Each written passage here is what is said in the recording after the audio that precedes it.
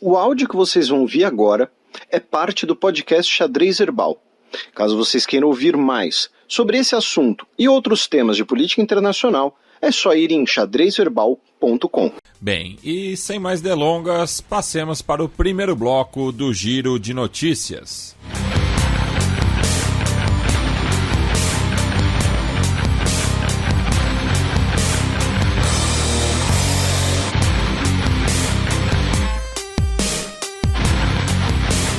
Giro de Notícias.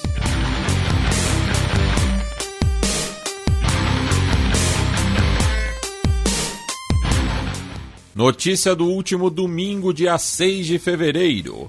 Presidente da Tunísia dissolve Suprema Corte do país.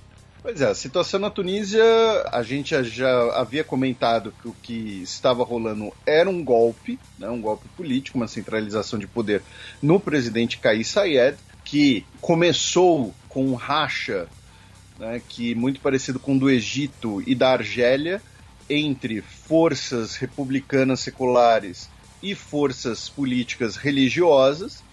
Depois passou a ser ali, olha, todo mundo, né, os políticos que são entrave para o desenvolvimento do país, os políticos são descompromissados, são corruptos, então temos que fechar o Congresso também. E agora ele fechou a Suprema Corte do Judiciário, né, o Supremo Conselho Jurídico, né, na terminologia tunisiana. Ele disse que o órgão se tornou uma coisa do passado e que o judiciário é uma função do Estado, né, ou seja, basicamente dizendo que esse negócio do judiciário ser independente, o judiciário ser separado, não faz sentido porque é uma função do Estado, né? As autoridades jurídicas, obviamente, não aceitaram, né, a dissolução, incluindo aí associações de classe, né, afirmando que a decisão era ilegal. O Saied, né, lembrando, ele já prometeu, né, uma reforma constitucional, já prometeu novas eleições, porém, dessa vez a polícia, né, simplesmente foi lá, fechou o prédio do judiciário e, aparentemente, a decisão estará mantida. E ali do lado, na Líbia, né, o parlamento líbio aprovou uma resolução que basicamente adia as eleições que deveriam ser realizadas em dezembro de 2021 para 2023. Criaram um roteiro eleitoral, né, um calendário eleitoral, com uma comissão especial, também ali eventuais modificações na Constituição líbia, e até o momento, então, a Líbia vai continuar com 2 primeiros ministros, um do governo de Trípoli, o outro do governo, né, da coalizão, melhor dizendo, baseada em Tobruk, fora outras forças políticas líbias. Então, a situação vai continuar, né, fragmentada, a situação vai continuar dependendo de um acordo extremamente frágil, extremamente delicado, para não retornar a um estado de guerra civil aberta. Já na terça-feira, dia 8 de fevereiro, escolas fecham na Índia por protestos contra a proibição de véu muçulmano. Pois é, várias escolas no sul da Índia, tá, no estado de Karnataka, foram fechadas devido a protestos. Por quê?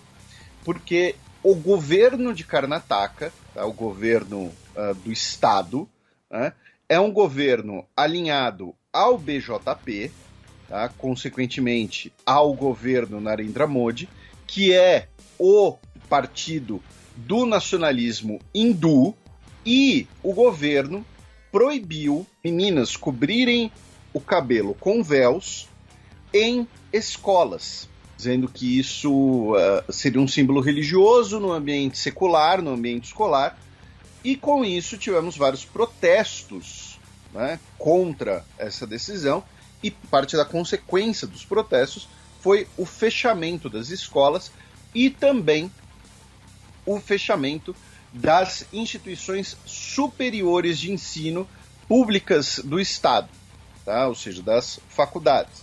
Então, não apenas escolas, o que a gente chama, né, de ensino fundamental e ensino médio, mas também universidades. A polícia foi utilizada para dispersar protestos, com bombas de gás lacrimogêneo, tudo isso. Então, a gente já falou aqui várias vezes, né, dessa questão étnica e religiosa dentro da Índia, né, com a questão do governo do BJP, que é o governo do nacionalismo hindu, do Narendra Modi. A gente lembra que tem uma minoria muçulmana na Índia. Essa minoria muçulmana da Índia é de mais ou menos 200 milhões de pessoas, né, a população do Brasil, praticamente. Tá? Então, não é uma coisa tão simples assim quanto pode parecer para algumas pessoas. No caso do estado de Karnataka, estamos falando aqui, segundo o senhor Google, tá, de mais ou menos 10% da população muçulmana no estado, tá, que tem uma população de cerca de 60 milhões de pessoas. Também na Índia, tá, começou ontem, dia 10 de fevereiro, começaram, né, ontem, as eleições no estado de Uttar Pradesh, que é o estado mais populoso da Índia, com mais de 200 milhões de habitantes. Essa eleição vai durar até o dia 7 de março. Tá? O estado também é governado pelo BJP e muita gente considera essas eleições estaduais uma espécie de prévia, né, das vindouras eleições nacionais. Vindouras ainda não é tão curto prazo assim, se não me engano é início de 2024, tá? Falando aqui de cabeça. Ali do lado, no Paquistão, tá, nós temos duas notícias. Uma delas é que 5 soldados paquistaneses foram mortos na fronteira com o Afeganistão. Tá?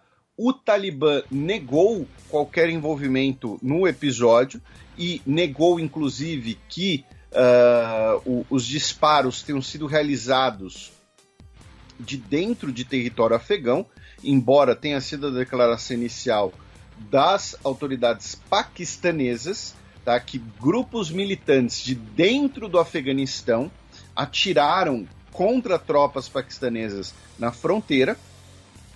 E a outra notícia é que escaramuças entre tropas paquistanesas e rebeldes no Balochistão deixaram pelo menos 9 soldados mortos e 20 rebeldes mortos, tá? Depois de ataques a postos do exército no Balochistão.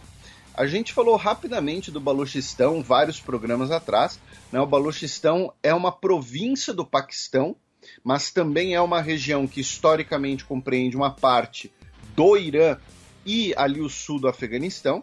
É a terra natal, né, do povo Baluchi, porém é uma região que é uma das regiões menos densamente populosas do mundo, tá? Então isso também acaba, como eu posso dizer, dificultando tentativas de independência ou movimentos por independência, já que é uma população, como eu mencionei, uma população ligeiramente reduzida, especialmente comparado com o restante da população paquistanesa.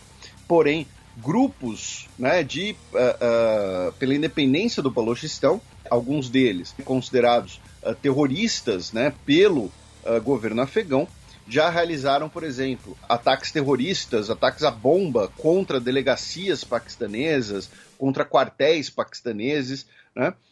Então, aqui mais um episódio dessa questão do Balochistão. Também na terça-feira passada, pelo menos 30 militantes islâmicos são mortos em operações no Mali, segundo a França. Pois é, né? Para o nosso ouvinte mais habitual, nosso ouvinte mais atento, né, pode falar, peraí, mas como assim a França no Mali? Mas o Mali não expulsou o embaixador francês, né? Não teve ali uma distensão das relações depois do golpe militar do Mali. Pois bem, mas a missão antiterrorismo francesa, né, continua operando em território do Mali e também continua cooperando com o exército do Mali. tá? Talvez, inclusive, com uma maneira de você ali manter uma cooperação, manter uma salvaguarda nessas relações, de falar, olha, tá bom, a parte política está complicada, tal, mas aqui a nossa cooperação militar, a nossa cooperação contra os grupos no Sahel vai continuar. Então, tivemos essa grande operação que inclusive utilizou, né, contou com o apoio de um caça da Força Aérea Francesa, tá? E anunciaram cerca de 30 baixas em um grupo extremista islâmico operando dentro do Mali, tá? Porém, isso também não quer dizer que as coisas estão todas bonitinhas, todas excelentes. Por quê? Porque essa notícia, como o Matias comentou, é uma notícia do dia 8, que foi o resultado, tá, de 5 dias, né, de operações conjuntas entre franceses e forças do Mali.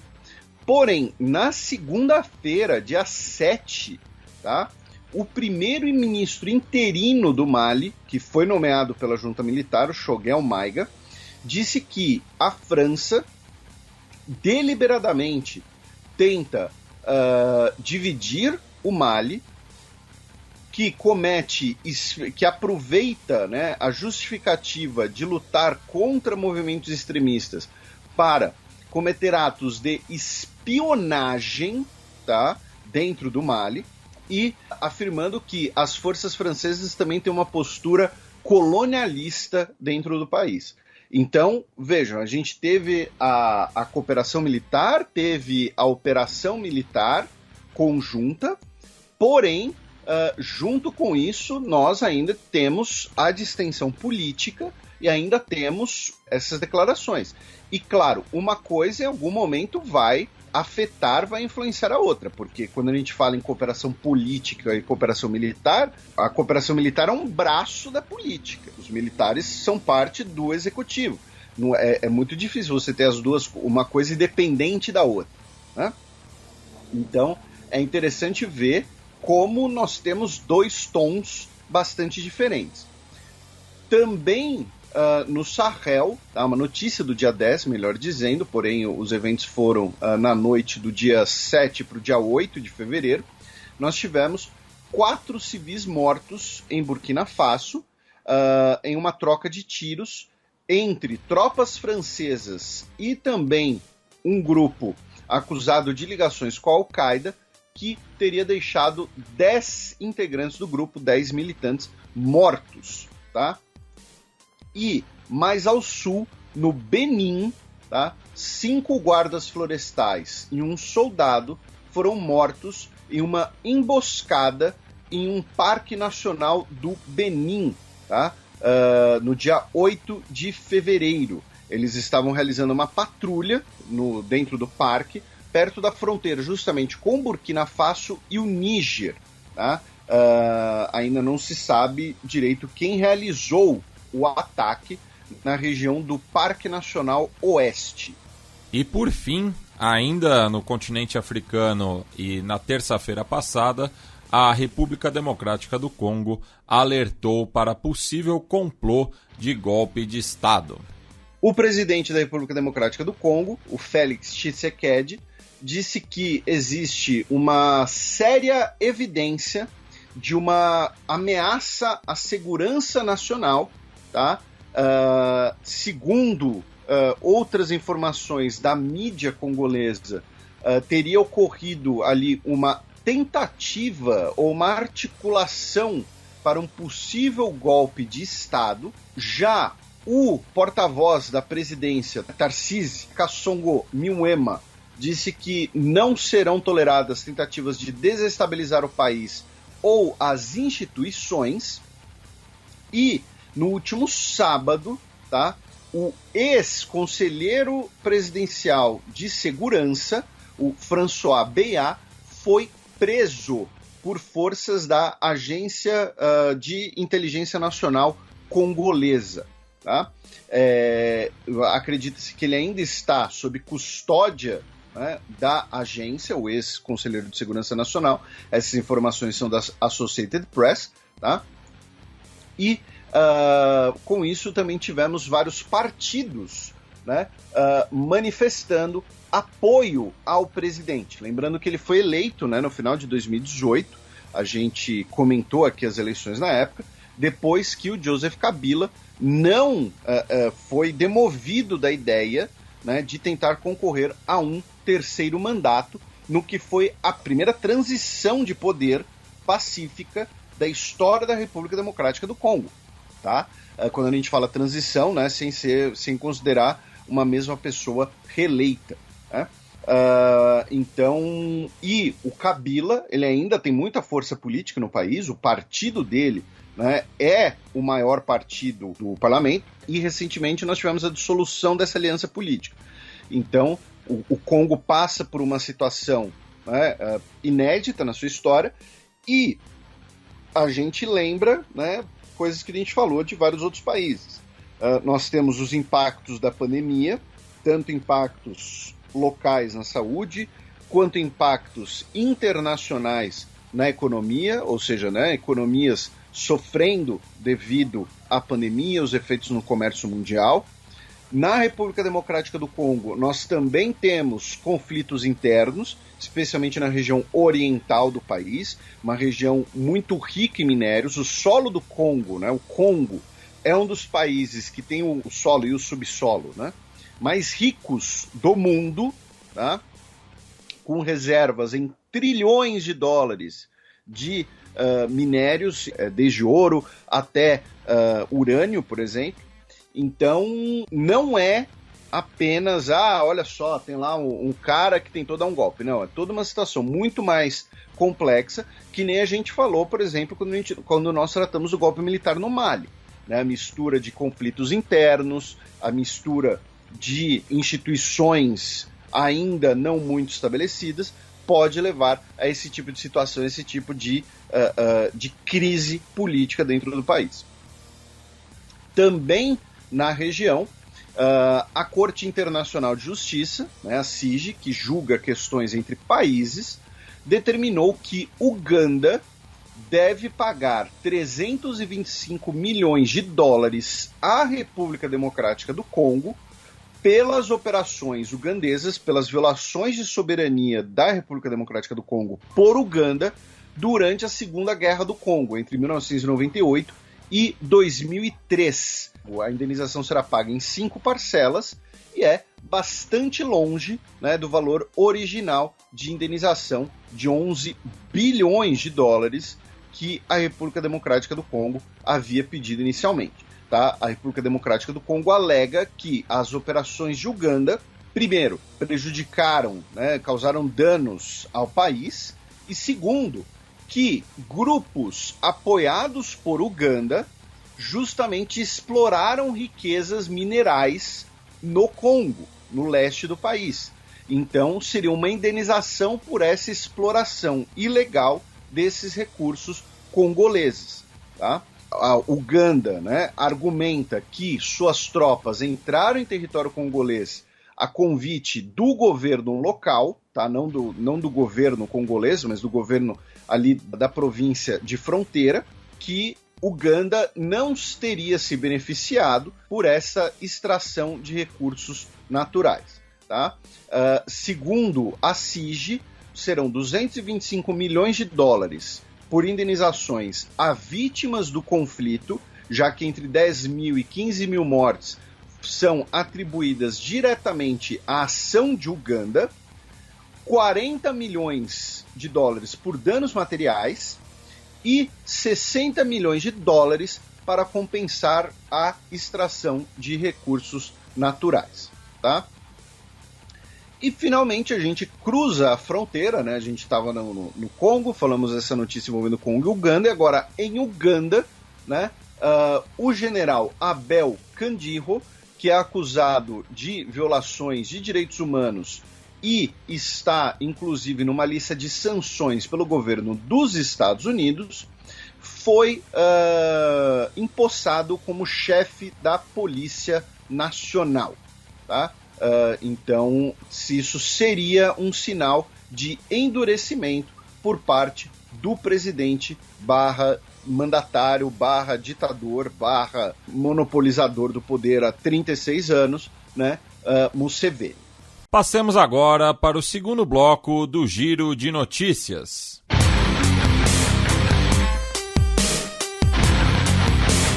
Giro de Notícias.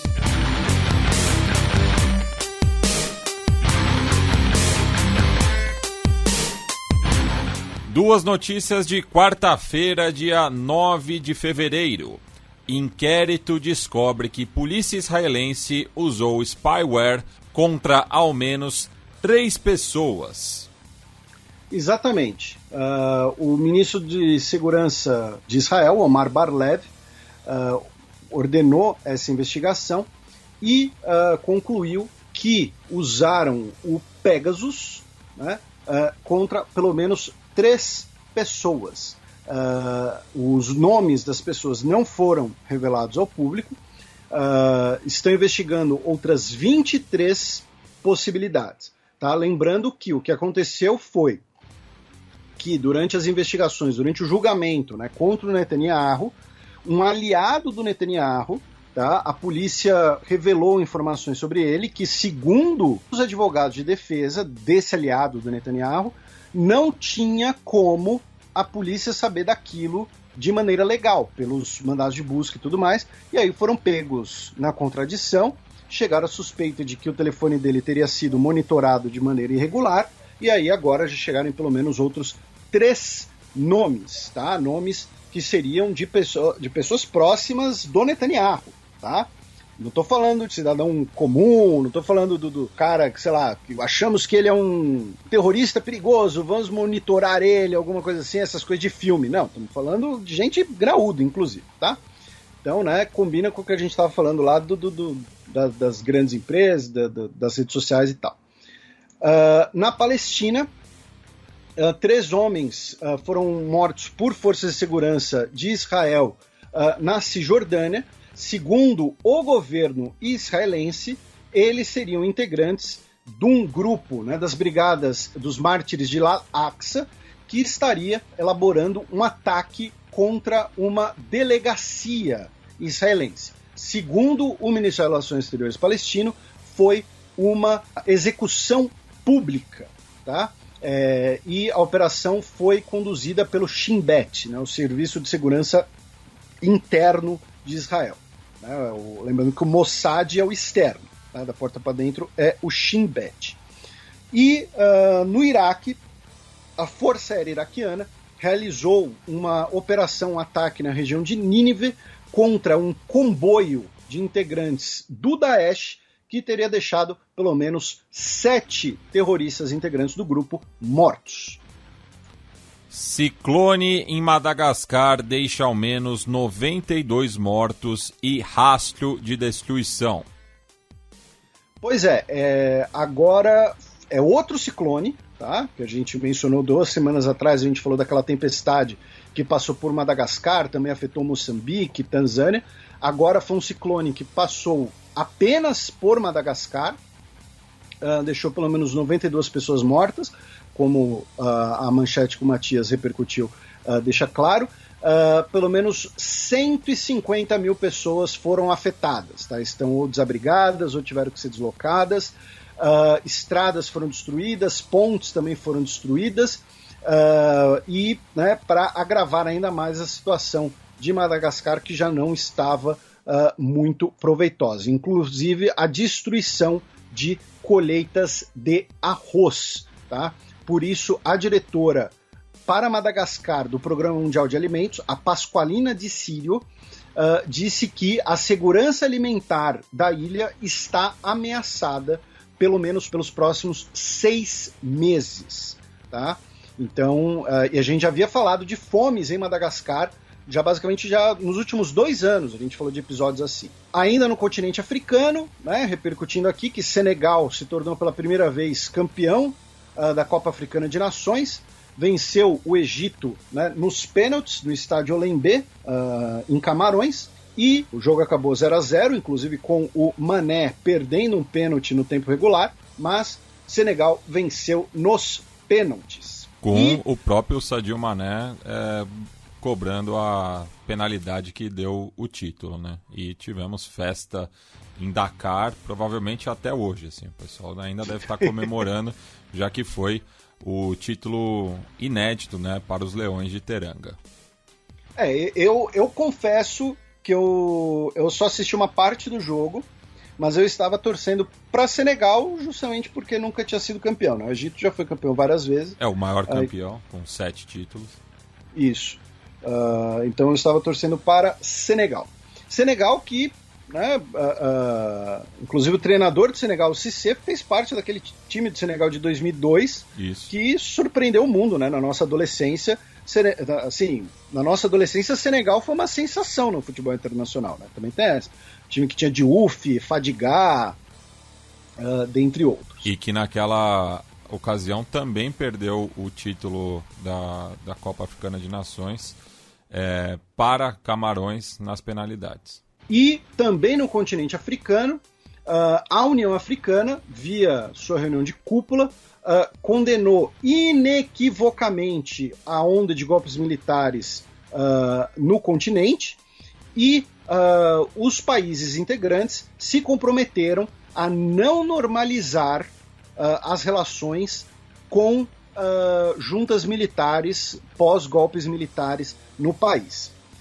E outra notícia também dessa cúpula da União Africana foi que a discussão sobre o credenciamento de Israel como membro observador da União Africana foi suspenso. Tá? Aí algum dos nossos ouvintes pode até se perguntar assim, não, mas por que Israel vai querer ser um membro observador da União Africana? Né? Primeiro, que um país ser membro observador, né, de outras organizações internacionais é algo até corriqueiro. Né? Então, por exemplo, eu fui colar aqui, né, mas a Turquia é membro observador da União Africana.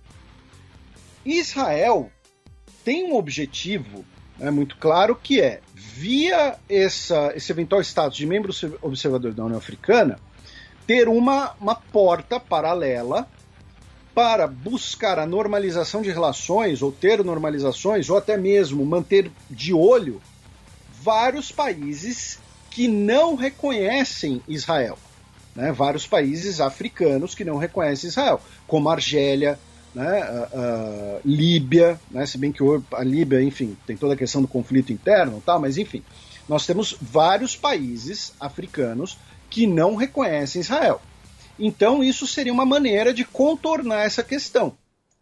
Só que justamente por isso o debate foi suspenso, né, já que países declararam que isso vai contra, inclusive, a postura da União Africana de reconhecer a Palestina, né? E por isso o debate sobre aceitar ou não Israel como membro observador foi suspenso. Tá? Um dos países que mais protestou, inclusive, foi a África do Sul. Tá? África do Sul que não reconhece Israel, e a gente falou recentemente, né, que quando teve o Miss Universo em Israel, a candidata sul-africana não foi, né? Boicotou a competição. Notícia de ontem, quinta-feira, dia 10 de fevereiro.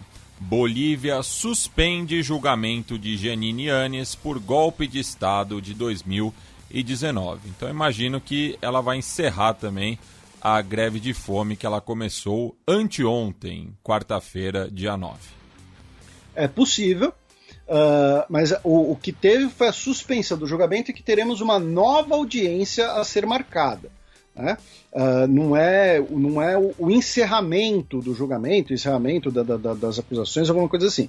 O que houve foi uma suspensão, né, do julgamento e foi determinada, avisaram que vão determinar uma nova data para o início dos procedimentos. É possível que tenha sido fruto de alguma pressão política, de algum acordo político, como você mencionou, teve essa questão da greve de fome.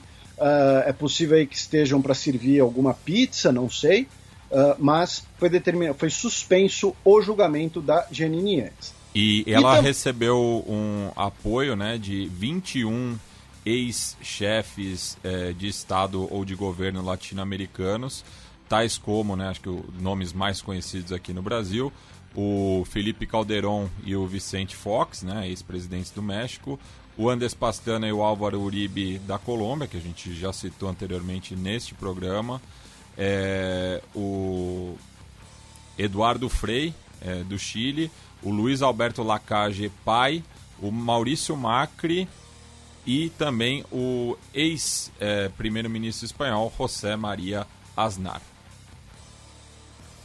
E também na nossa quebrada latino-americana, o Ariel Henry não reconheceu, né, a eleição indireta feita no Haiti, então, e disse que vai continuar no cargo, né, até a realização de novas eleições, como previsto no programa passado. A gente explicou, né, no programa passado, aquela eleição indireta paralela. Abaixa o volume, porque lá vem Breaking News. Biden congela 7 bilhões do Afeganistão nos Estados Unidos e quer usar verbas com indenizações do 11 de setembro. Pois é, 7 bilhões de dólares de propriedade do Banco Central afegão, que estão no Federal Reserve, foram congelados via decreto hoje, tá? Além disso, né, nós temos vários processos na Justiça dos Estados Unidos. E, Felipe, isso é cerca de 1/3 do PIB afegão. Pois é. É o que a gente sempre fala, né, de proporção de dinheiro, né? 7 bilhões de dólares, tem gente com mais dinheiro que isso, né? E é 1/3 do PIB de todo o Afeganistão. Então dá para dizer que é o quadri-PIB, é o PIB quadrimestral do Afeganistão. Pois é. E como a gente já explicou em algumas ocasiões, né, nós temos vários processos na Justiça dos Estados Unidos contra os potenciais cúmplices, né, dos atentados de 11 de setembro, parentes de vítimas, né? Então tem aqueles possíveis processos contra a Arábia Saudita, né, que são os que dão mais polêmica. E o que acontece? Se especula se esse congelamento de bens, caso esses processos contra o Talibã especificamente sejam dados ganho de causa, se não poderiam, esse dinheiro congelado não poderia ser imediatamente revertido para pagamento de eventuais indenizações determinadas, né, pela justiça. Mas é importante lembrar que os bens seguem sendo do Banco Central afegão. Tá? Então, assim, o Banco Central afegão vai até classificar isso como um eventual roubo, né?